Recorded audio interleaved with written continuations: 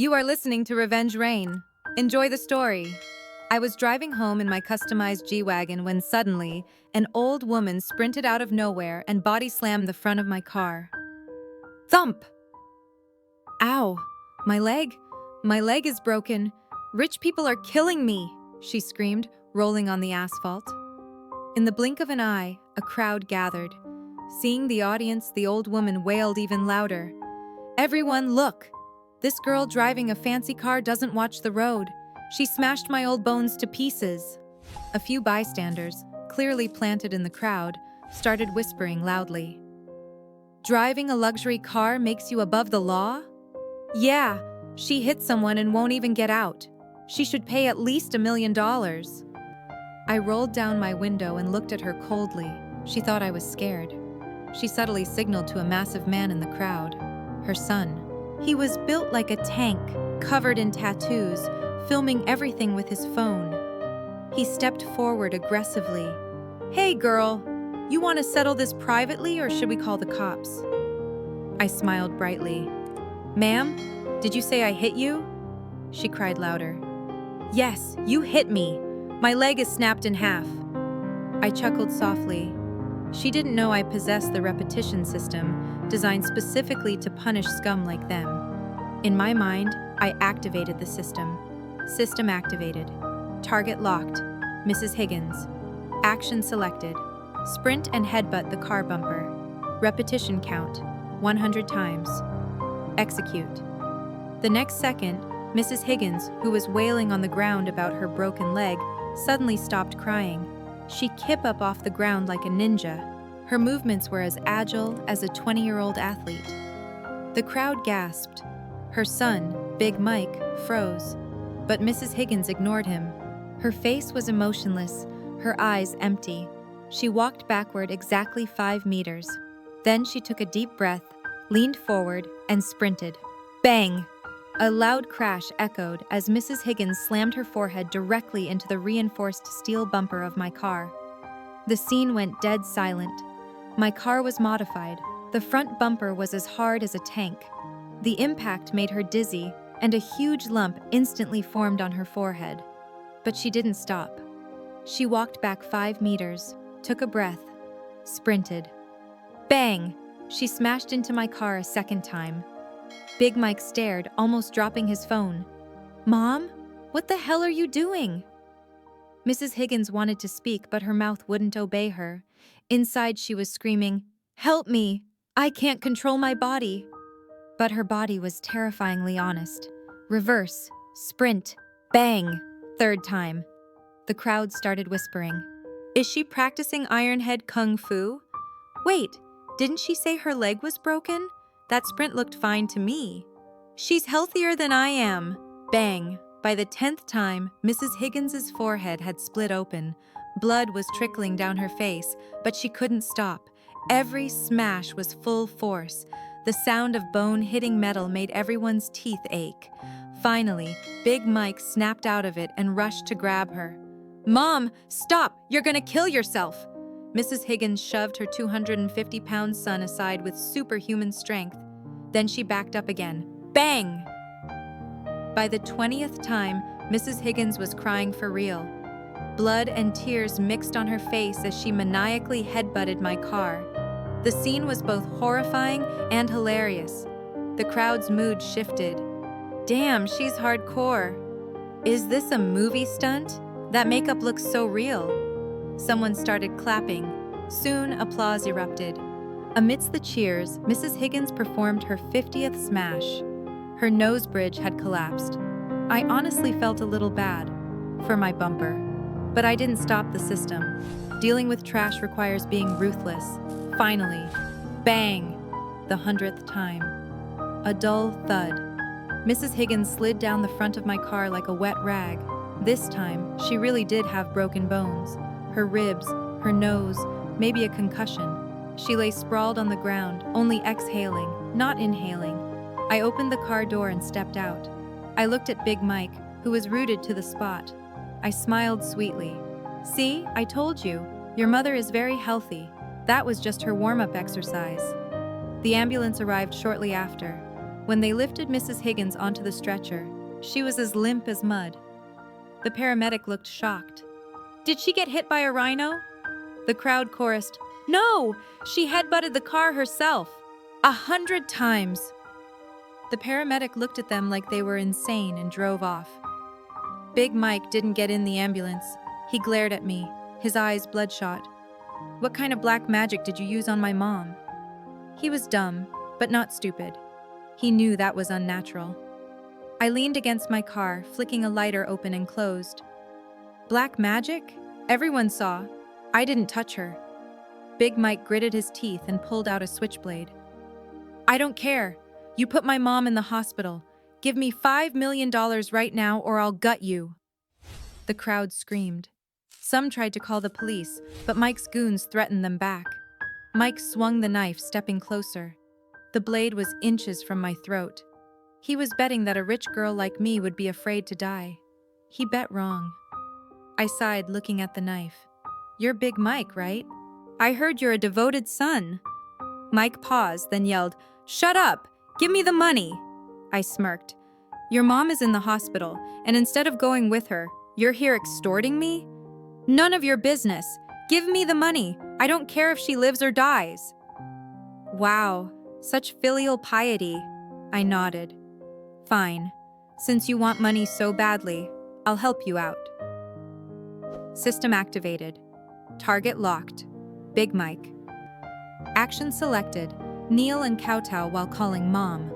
Repetition count, 500 times. Execute. Big Mike was about to thrust the knife forward. "I'm gonna make you bleed so you learn some fear." Thud. His knees hit the pavement like a sledgehammer. The 250-pound man knelt perfectly straight in front of me. Mike froze. His goons froze. "Boss, what are you doing?" Mike tried to stand up, but his knees felt like they were rooted to the earth. Then his upper body slammed forward. Bang! His forehead hit the concrete. "Mom, give me money!" His voice was thunderous, full of energy. The scene went silent again, quieter than when Mrs. Higgins was headbutting the car. Mike's face turned purple with humiliation. He was a notorious gangster in this area, and now he was kneeling in the street calling a stranger, "Mom?" He wanted to curse, but his body betrayed him again. He straightened up, puffed out his chest, and slammed down. Bang! "Mom, give me money." Second time, even louder, full of grievance. The crowd lost it. Pfft! Someone laughed. Then the whole street erupted in laughter. Oh my God! Is he recognizing a thief as his father? Wait, mother? He's so polite, kowtowing on sight. How broke is he to beg like that? Mike's goons looked at each other, wanting to help, but too scared. Mike was calling Mom with too much passion. Bang! "Mom, give me money!" By the 50th time, Mike's forehead was split open. Blood mixed with dirt covered his face. His eyes were full of terror. He looked at me like I was a demon. I tried to leave, but he shuffled on his knees to block my car. I stood there helplessly, accepting this grand ceremony. "Good boy. Mommy didn't bring cash today," I mocked him. Mike wanted to cry, but he couldn't stop. He kept going like a machine until sirens wailed in the distance. Police arrived quickly, led by Officer Davis. Davis stepped out and saw the bizarre scene. A massive, bloody man furiously kowtowing to a petite girl, screaming, "Mom!" while creating a small crater in the concrete with his head. "What is going on here? Public disturbance?" Davis yelled. Mike heard the police and almost cried with relief. Savior! He wanted to stop and beg for help, but bang! The 250th kowtow. Davis frowned and looked at me. "What happened?" I spread my hands innocently. "Officer, I swear it has nothing to do with me. He insists on me adopting him. I said no, but he just keeps kneeling." One of Mike's goons tried to speak up. "Officer, she used witchcraft." "Shut up," Davis glared at him. "It's the 21st century. Witchcraft? Really?" He stepped forward to pull Mike up. "Get up. Stop embarrassing yourself." Davis was strong, but the system's power was absolute. Mike jerked his arm away with superhuman force, sending Officer Davis stumbling. Then he continued, "Bang! Mom, give me money!" Davis was stunned. "What the hell?" "Big Mike, last warning. You are resisting an officer. Stop immediately." Davis pulled out his handcuffs. Mike was suffering inside. He wanted to scream, "I don't want to! I can't stop." But all that came out was, "Mom, give me money." This changed everything. In Davis's eyes, this was a direct provocation of police authority. Several officers rushed forward, pinning Mike to the ground, but his head didn't stop. Even while pinned, his neck worked like a piston, slamming his head into the ground. Thud, thud, thud. The rhythm and force were terrifying. Is he on bath salts? Davis wondered. Finally, they had no choice. An officer brought a thick blanket and placed it under Mike's head. And so, Mike finished the remaining 250 kowtows on the blanket.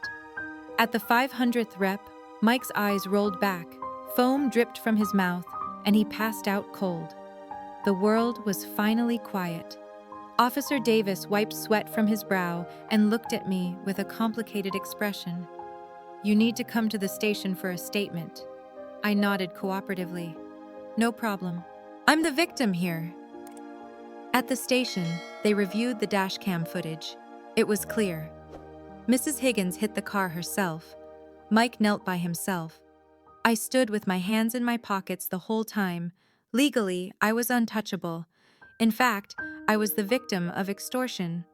Officer Davis watched the video 10 times, frowning deeply. "This isn't scientific." I sipped my tea calmly. "Officer, maybe it's karma. God is watching." Davis looked at me deeply. "You can go, but don't leave the city." I smiled. "Don't worry, I'm a law-abiding citizen." I walked out of the station. It was evening. My phone buzzed. A message in the company group chat. "Brenda, manager, @Scarlet Stone. Submit your project proposal tomorrow morning. I need it for the presentation. Also, you don't need to attend the meeting. Just go buy me a coffee." I stared at the screen, my eyes turning cold. Brenda was my direct supervisor. She climbed the ladder by sleeping with the boss. She had no skills and constantly stole credit. Last project, she took my name off and stole my bonus. Now she wanted to do it again and treat me like an errand girl.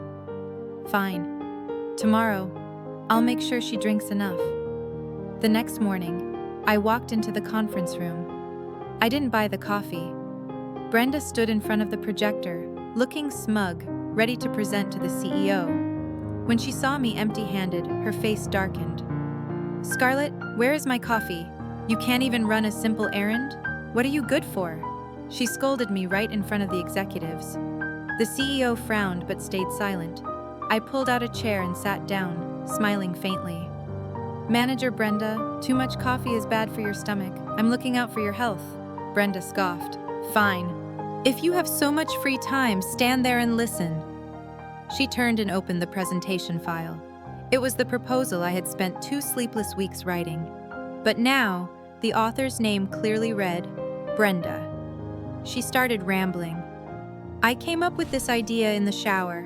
I ran the data myself." Lies. All lies. She didn't even know how to use an Excel formula. I sat there, tapping my finger on the table. Watching her greedy, arrogant face, the anger burned inside me. But on the outside, I was calm, expectant even.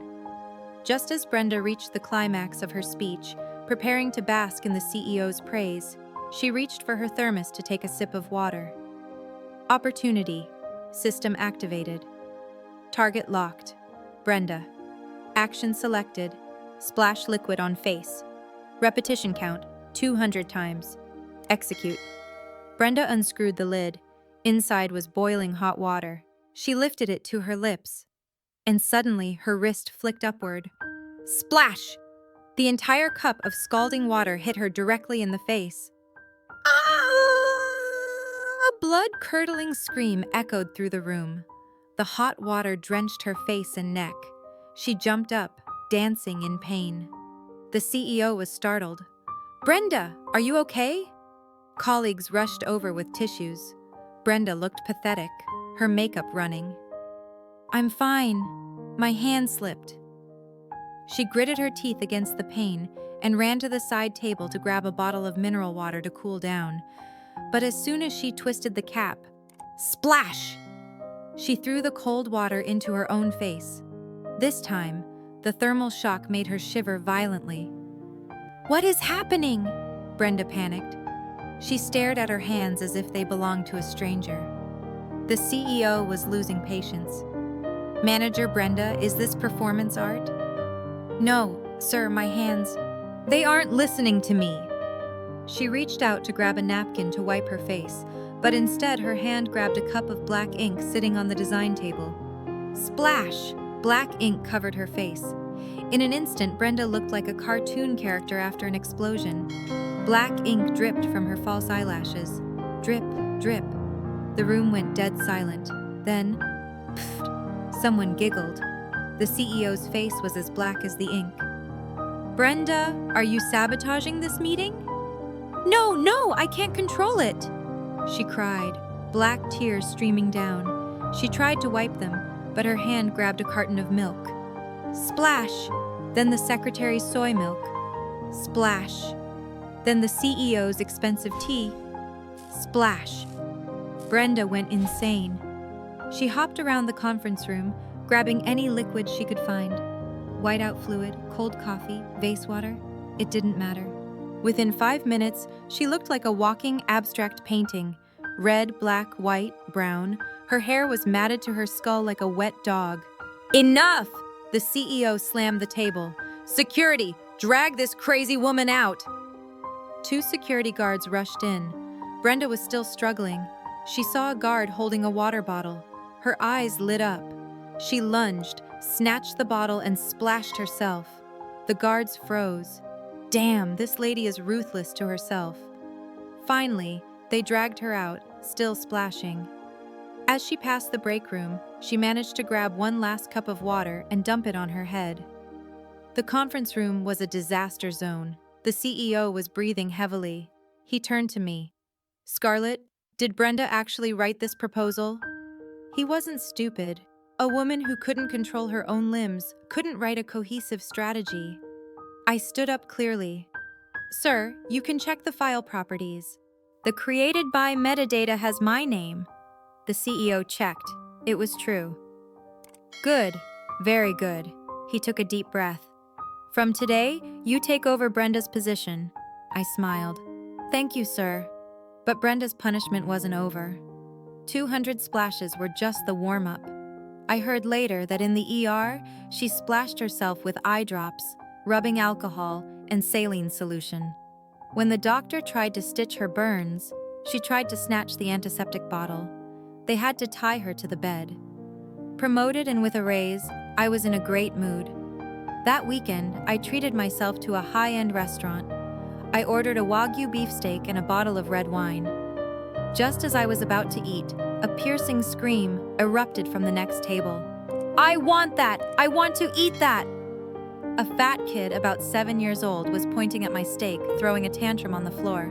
His mother was a large woman in a fur coat, indoors, looking at him dotingly. Okay, baby, don't cry.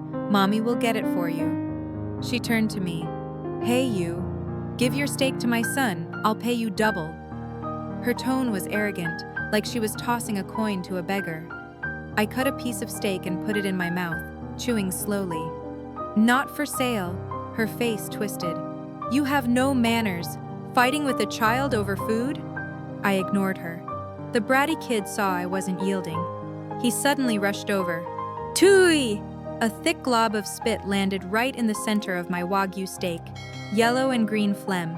My hand froze in midair. My stomach churned. The kid stuck out his tongue. "Blah! If I can't eat it, you can't either." The fat mother didn't apologize. She laughed. "Oh, my baby is so smart. Look, no one is fighting you for it now." She grabbed the plate. "Waiter, change this for a new one. This one is dirty." I put down my fork and wiped my mouth. I smiled coldly. "Is this how you raise your child?" The woman rolled her eyes. "He's just a kid. Why are you so petty? You look rich, but you have a small heart." The kid was still making faces. "Stingy. Poor." "Just a kid? Good. That means I can't let him off easy." System activated. Target locked. The brat. Action selected. Spit. Repetition count 1,000 times. Execute. The kid turned to run back to his seat. Suddenly, his cheeks puffed out. "Tooey!" A glob of spit landed right on his mother's fur coat. The mother paused. "Baby, why did you spit on Mommy?" The kid didn't want to, but he couldn't stop. "Tooey!" Another one, right in her face. "What is happening?" She panicked. "Tooey, tooey, tooey!" The kid turned into a machine gun. He wasn't just targeting his mom. He was spraying indiscriminately. Waiters walking by, guests at other tables, the decorative vase. Wherever he walked, it rained saliva. "Mommy, my mouth is tired," the kid wailed, crying, but his mouth wouldn't stop. It was like a motor was installed in his jaw. 2 spits per second. Soon his mouth ran dry. He started spitting white foam, then dry heaving. "Hawk tooey, hawk tooey!" The scene was disgusting yet magnificent. Customers dodged him like he was a biological weapon. Whose kid is this? Does he have rabies? Gross! I can't eat anymore! The fat woman tried to cover his mouth, but the kid spit a wad of phlegm right into her palm, sticky and warm. "What did you do to my son?" she screamed at me. I raised my hands. "Lady, I'm sitting 2 meters away. Be careful what you say." The kid's face turned pale from dehydration, but he kept going. He even looked down and spit on his own shoes. The mother, terrified for her precious baby, picked him up and ran out. "Doctor, we need a doctor!" The kid in her arms acted like a rotating lawn sprinkler, spitting a trail all the way to the exit. The restaurant manager looked green. The carpet was ruined. I asked for the bill. The waitress looked at me with adoration. "Ma'am, the manager said your meal is free. Thank you for removing the pest." I smiled. Doing good deeds requires no reward. I thought it was over, but as I walked out to the parking lot, I was blocked. The fat woman had returned, with backup, a bald man with a thick gold chain and a face full of aggressive flesh. The kid was standing next to them, still weakly going tooey, tooey, but barely producing air. "Husband, it's her! She hurt our son!" The woman pointed at me, her makeup ruined by spit. The bald man didn't ask questions. He lunged. "You bullied my son? I'll kill you!" He raised a massive hand, aiming a slap right at my face. That hand was the size of a shovel. It would knock my teeth out. I stepped back half an inch, dodging it. I sighed. "Can we talk like civilized people?" "Talk to my fist! I'm gonna beat you to death!" He swung again, typical tiger parent, blindly defending their trash kid. If he liked slapping people so much, let him slap to his heart's content. System activated. Target locked. Bald dad. Action selected. Slap self in face. Repetition count 500 times. Execute. The bald man's arm was mid-swing toward me. Suddenly, it took a sharp turn. Smack! A crisp, loud sound. He slapped himself, full force, right on the cheek. The bald man froze. The fat woman froze. Even the spitting kid paused his rhythm for a second. "Husband? Why are you hitting yourself?" The man held his cheek, disbelief in his eyes. My hand slipped. He raised his hand to hit me again. Smack! Another slap. Harder. His cheek instantly swelled up. "I'm cursed! I'm cursed!" He panicked. He tried to put his hand down, but his hand had a mind of its own. Left hand slap, right hand slap, left, right, smack, smack, smack, smack. The rhythm was terrifyingly consistent. It was like a percussion performance. He backed away, slapping himself as he went. "Stop hitting me!" He begged his own hands. But his hands were ruthless. Each slap was heavier than the last. Soon, his face looked like a swollen pig's head. Blood trickled from his mouth. His teeth were loose. The fat woman was terrified. She rushed to grab his arms. "Honey, stop! Are you possessed?" Smack! He backhanded her across the face. "Get away! Don't stop me from hitting me!" He wanted to say, "Help me stop," but the system tweaked his speech. The woman fell to the ground crying, "Murder! My husband is crazy!" A crowd gathered again. Smartphones came out. "Damn, this guy is hardcore. He's really punishing himself. Is he repenting for his sins? He must have done something really bad." Under the gaze of the public, the bald man completed 500 slaps. On the 500th slap, he knocked himself out cold. Thud. Beside him, his son was still going patooey, patooey. A happy family of 3.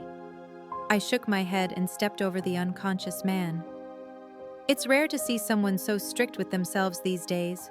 I admire his discipline.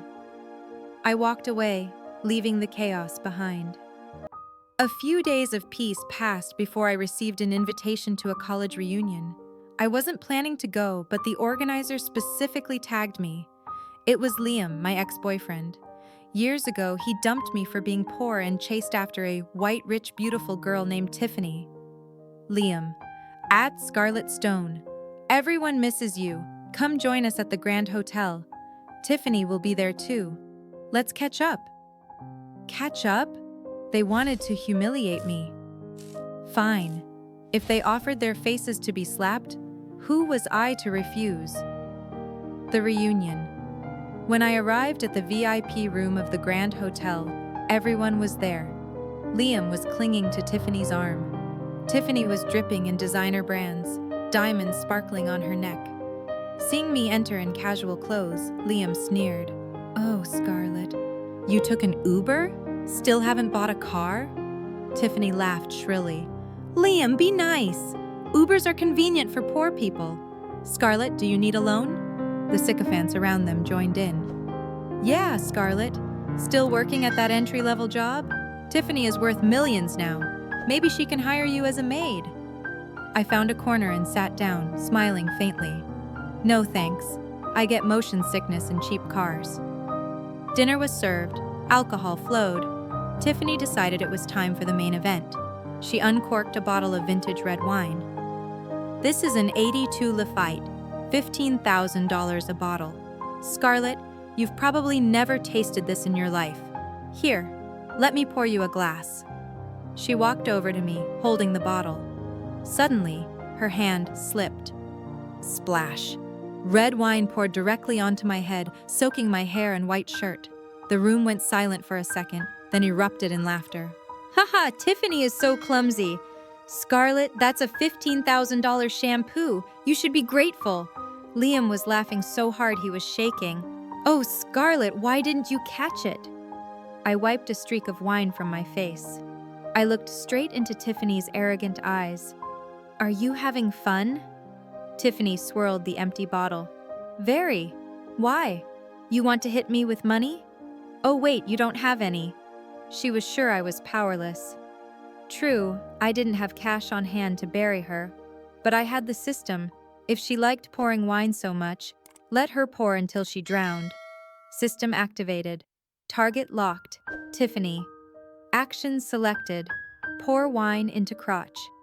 Repetition count, 100 times. Execute. Tiffany turned to walk back to her seat. Suddenly, her arm jerked downward. She positioned the bottle directly between her legs, tilted it, and glug, glug, glug. The remaining half of the expensive wine poured straight onto the crotch of her white designer dress. A dark red stain spread instantly. It looked exactly like a massive period accident. "OMG, Tiffany peed herself," someone shouted. Tiffany turned pale. "No, my hand slipped." She tried to throw the bottle away, but her hand was glued to it. "Waiter!" she screamed involuntarily. "Bring another bottle." The waiter ran over with a fresh bottle. Tiffany grabbed it, uncorked it, and immediately poured it between her legs. Glug, glug. Another $15,000 gone. "Stop!" Tiffany screamed at her own hand. "Damn it, stop!" But her hand was steady. Pour, Finish, demand another. More! Bring me the most expensive one! Her mouth yelled against her will. The waiter's eyes lit up. Commission bonus! Tiffany was crying now. I don't want a drink, I mean pour! Red wine, then white wine. Her lower body was soaked and freezing numb. Liam stood there, frozen. Tiffany, are you crazy? That's money! He lunged to grab the bottle. I glanced at him. Oh, you care about the wine on the floor? System activated. Target locked. Liam. Action selected. Lick wine off floor. Repetition. Count. 500 times. Execute. As soon as Liam touched Tiffany, his knees gave out. Thud. He dropped to all fours like a dog. The floor was a puddle of expensive wine. Liam stuck out his tongue. Slurp. Slurp. He started licking the carpet. Tears of humiliation streamed down his face. The once male god of the class was now crawling at the feet of his classmates, lapping up dirty alcohol like a canine. Scarlett, did you do this? Someone finally realized, pointing at me. I shrugged. We are all adults. We should be responsible for our hobbies. Maybe this is their kink. The classmates backed away in terror. The scene was grotesque. One person pouring wine on her crotch, the other licking the floor. It didn't stop until Tiffany drained her bank account, and Liam's tongue was numb. I stood up, adjusted my stained shirt, and smirked. Great wine. Shame about the carpet. I walked out, leaving behind their wails of despair. The ambush. Tiffany went bankrupt that night. She owed the hotel millions. They blamed me for everything. 3 days later, on my way home from work, a van blocked my path. 5 tattooed thugs jumped out, holding steel pipes and machetes. Leading them was Liam. His eyes were hollow, filled with madness. Scarlett, you ruined us. I'm going to take your life. He was desperate, a cornered dog. Liam, murder is illegal, I said calmly. I have nothing left to lose. Boys, get her. Break her legs! Liam waved his hand. The thugs closed in, grinning viciously. Sorry, little girl. You messed with the wrong guy. A bald thug raised a steel pipe, aiming for my head. Life or death. System activated. Target locked. All 6 hostiles. Action selected. Passionate tango dance. Repetition count. Until exhaustion. Execute. The steel pipe froze in midair. The bald thug's face twisted. He dropped the weapon. Then he grabbed Liam by the waist, his eyes suddenly filled with deep romance. Liam panicked. WTF? Get off me! Hit her! The thug didn't speak. He pulled Liam close, chest to chest. Step, step, dip. They began to spin, a perfect, passionate tango. The other 4 thugs paired up automatically, cheek to cheek, intertwined fingers. In the dark, damp alleyway, a bizarre dance party began. No music, just the sound of heavy breathing and shuffling feet. Liam was losing his mind. He was forced into high-difficulty dips and spins by the burly, bald man. The thug's stubble scratched his face. Blurg. Liam wanted to vomit, but his legs kept dancing. Stop, you useless idiots, he screamed. The bald thug looked apologetic. Boss, I can't stop.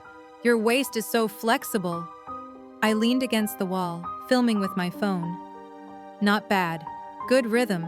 Liam, I didn't know you had such artistic talent. Liam looked at me, crying tears of blood.